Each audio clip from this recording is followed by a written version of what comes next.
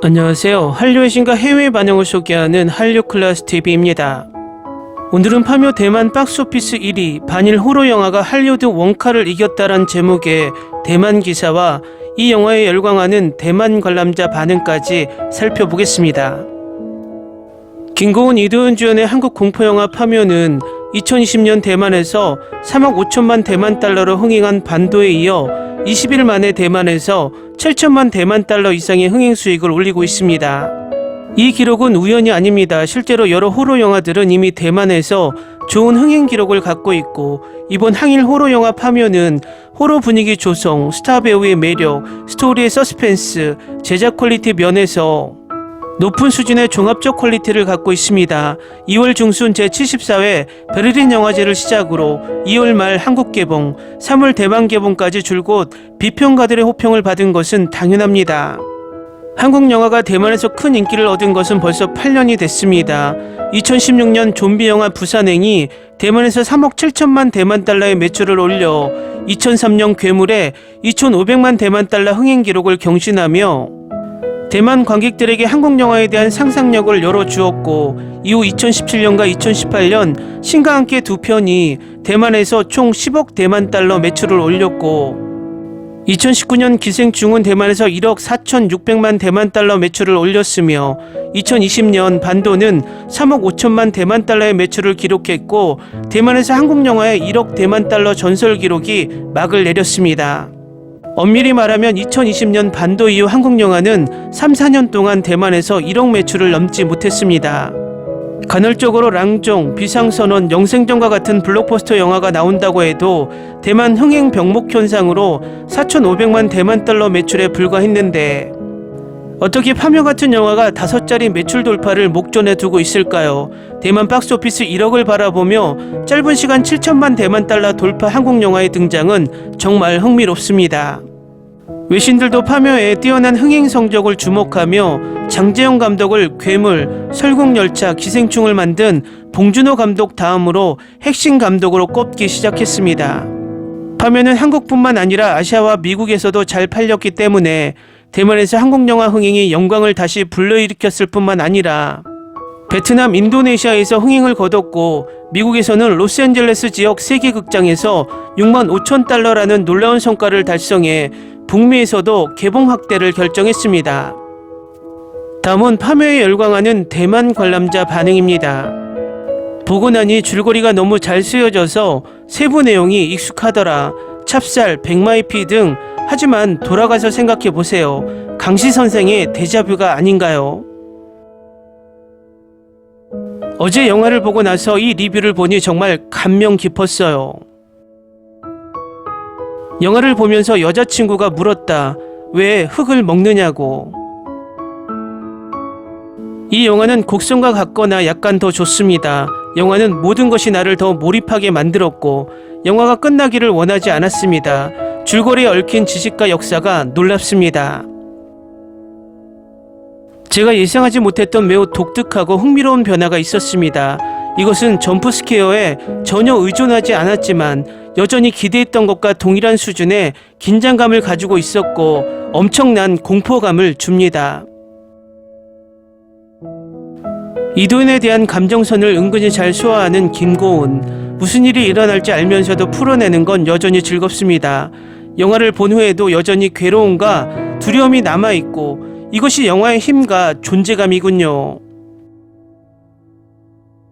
정말 멋지고 재미있는 영화로 별 5개. 리드미컬한 시나리오를 바탕으로 진행되는 무서운 엑소시즘과 미스터리 스릴러입니다. 한국 샤머니즘의 전통 속으로의 여행. 미친 연기, 소름 끼치는 연기, 이것이 진정으로 아카데미상을 받을 수 있는 수준 높은 배우를 캐스팅함으로써 얻은 것입니다. 올해 처음으로 극장에서 본 영화는 2시간 정도의 가치가 있었습니다. 나는 이것이 또 다른 한국 공포물이 될 것이라고 말했고, 아무도 내 말에 대해 신경 쓰지 않았지만 며칠 전에 대만에서도 터져서 처음으로 내 주위에 이 공포 영화를 본 사람이 5명 이상이 되었습니다. 그래서 이 영화는 돈 쓸 가치가 충분했고 정말 2024년 최고의 영화를 즐겼고 영화가 끝나도 계속해서 보고 싶어요. 사랑스러워요. 10점 만점에 수천 점. 그냥 꼭 봐야 해, 꼭 봐야 해라고 말하고 싶어요. 이 영화는 확실히 시간을 들여 볼 가치가 있는 훌륭한 영화입니다. 비록 제가 완전히 이해하지 못하는 세부 사항과 단어들이 있었지만 전체적인 스토리라인은 매우 매력적이었습니다. 베테랑 배우 최민식과 젊은 배우들의 연기는 100점을 주고 싶습니다. 이 영화를 다시 보면 더 잘 이해할 수 있을 것 같아요. 뛰어난 연기, 빠른 속도로 인해 긴장감을 유지할 수 있었습니다. 오늘 영화관에서 봤어요. 너무 좋아. 온몸에 소름이 돋게 만들었어요. 너무 많은 감정. 이건 정말 많은 상을 받을 자격이 있어요. 너무 무섭지도 않고 전개도 아주 좋기 때문에 좋은 공포영화입니다. 물론 큰 작품일 때는 배우들의 연기력에 따라 모든 것이 좌우됩니다. 그리고 일본어를 조롱하는 한국 영화가 좀 흥미롭네요. 공포영화인 줄 알았는데 괴수영화였고 괴수영화인 줄 알았는데 항일영화였습니다. 전에 한국 드라마 파친코가 있었고 이 영화는 이제 반일 항일 식민지 요소를 전 세계 관객이 기꺼이 받아들일 수 있는 형식으로 포장했습니다. 굉장해요. 김고은은 너무 아름다워요. 이 호러 영화 별 5개.